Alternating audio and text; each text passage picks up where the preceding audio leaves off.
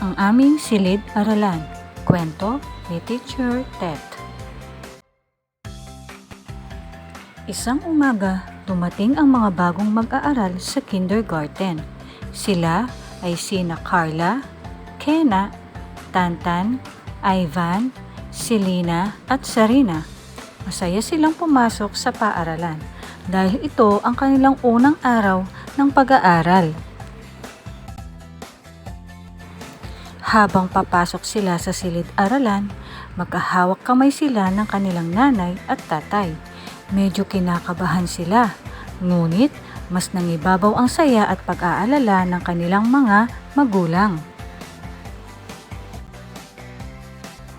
Magandang umaga mga bata, maligayang pagdating sa inyong silid-aralan. Magandang umaga po, sabay-sabay na sagot ng mga bata. Masayang umupo ang mga bata sa kanilang upuan.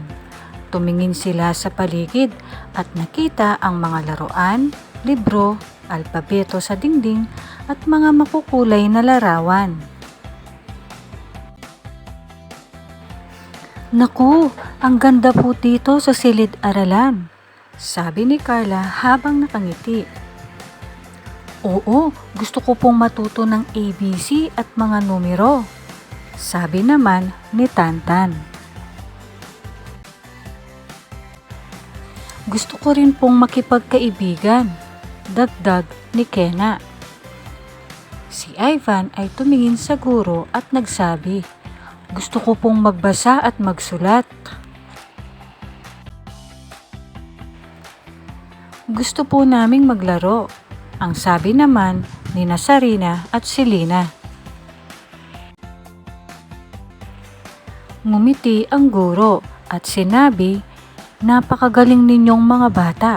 Sa paaralan, sabay-sabay tayong matututo, maglalaro at maging mabuting magkakaibigan.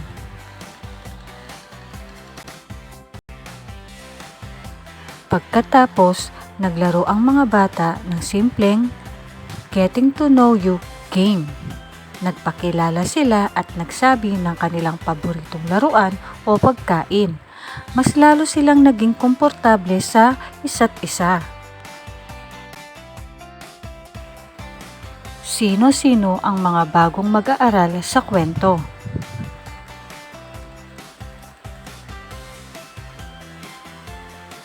Sino ang sumalubong sa mga bata sa paaralan?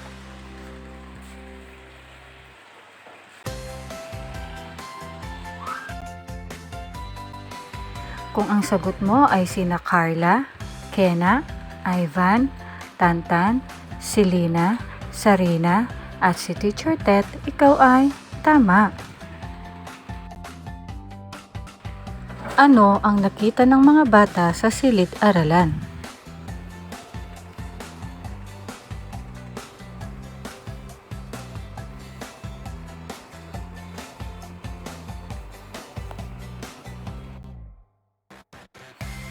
Kung ang sagot mo ay ang laruan, libro, alpabeto, at larawan, ikaw ay tama. Ano ang sinabi ng mga bata sa kanilang gusto sa paaralan?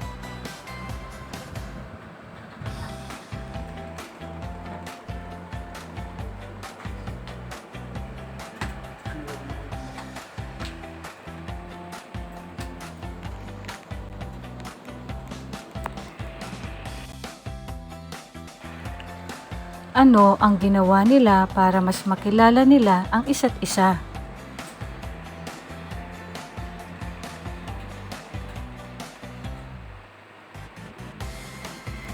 Bakit masaya ang mga bata sa kanilang unang araw sa pasukan?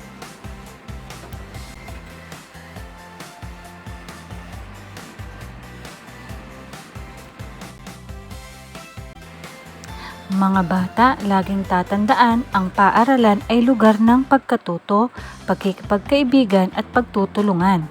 Mahalaga ang pagiging magalang, masayahin at bukas sa pakikipagkilala sa iba.